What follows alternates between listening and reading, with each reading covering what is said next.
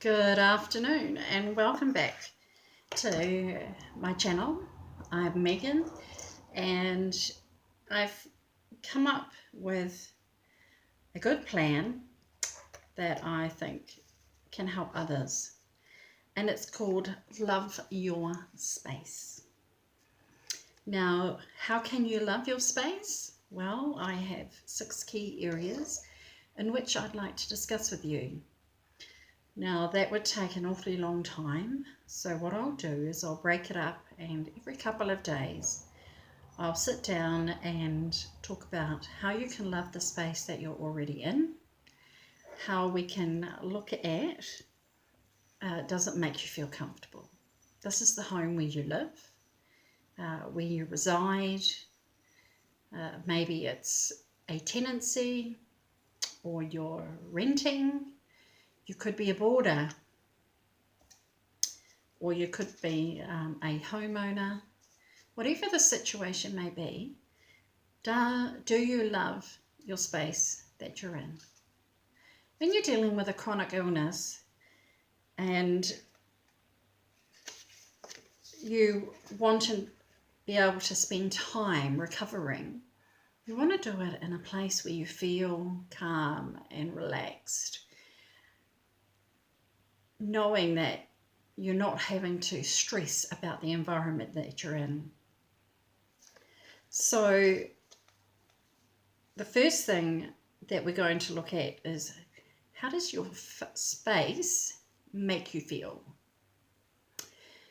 How does it make you feel when you come home, when you've returned from work, when you've been busy cleaning, picking up the kids from school? Do you like coming home?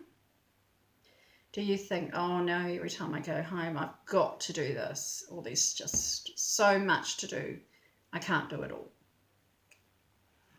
So if it overwhelms you, this is hopefully some really helpful information to help you deal with just feeling comfortable. You want to be able to create a place, which is usually your bedroom, where you've got a comfortable bed for a start. How does your bed make you feel? Do you feel like it's comfortable enough to sleep in? Do you have nice soft pillows? Do you have plenty of pillows to be able to support you when you're in a lot of pain? Or maybe you like to sleep in a chair. Is your chair up to scratch? Does it need replacing if it's starting to get uncomfortable? Do you have nice soft blankets that keep you comfortable all through the night without having to push them off and pull them back on again? Do you have mattress toppers that enable you to sleep comfortably? Excuse me. Now, if your bed is soft, you probably won't need as many coverings like a mattress topper or foam mattresses, or even a wall rest on to be able to assist with your comfort. So the harder your bed, the more things you're going to need to put on top. That can range from having like a stack of duvets,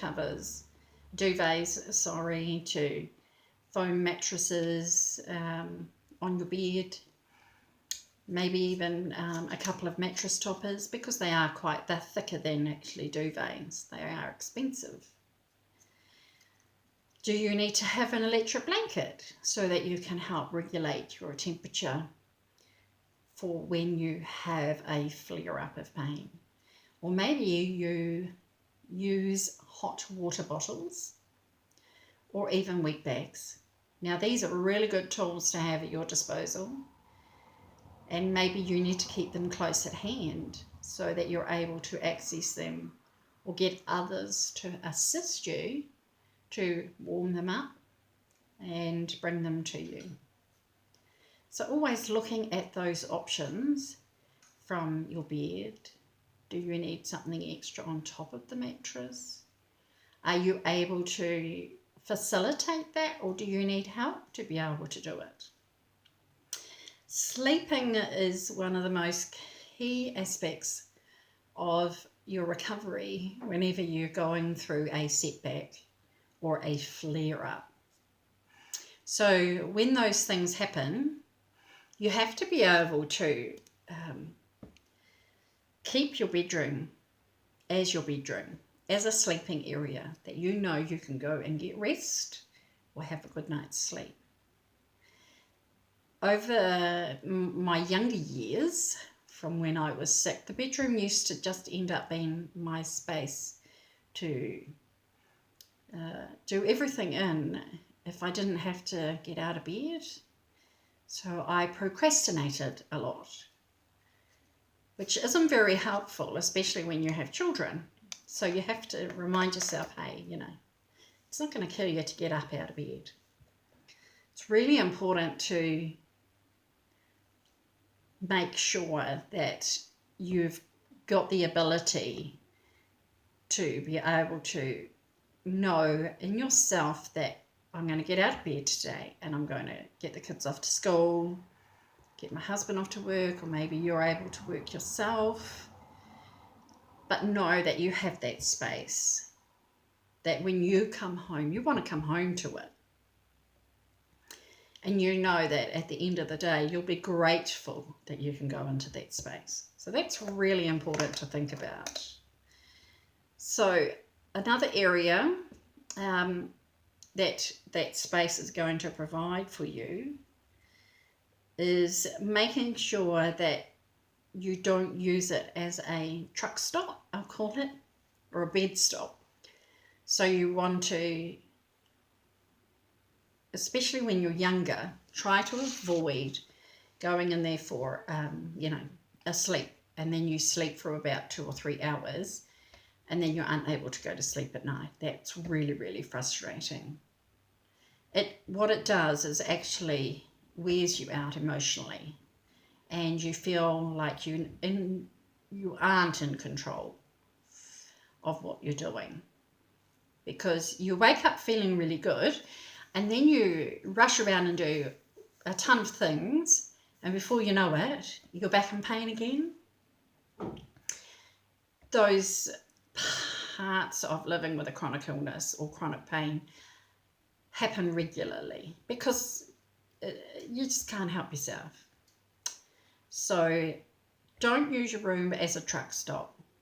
Try and use it for your good night's sleep. If you need to have a rest, sleep somewhere where you're not going to be 100% comfortable, like on a chair, on a lazy boy, or on a couch where you know that noise is going to wake you up.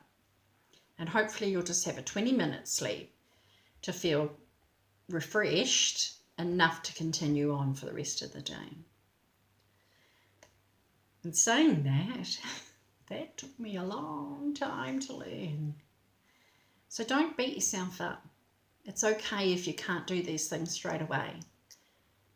I went on my course years ago, in 2011 and to 2012, and I realised then that it does take a lot of management by myself about how I'm going to get through each day.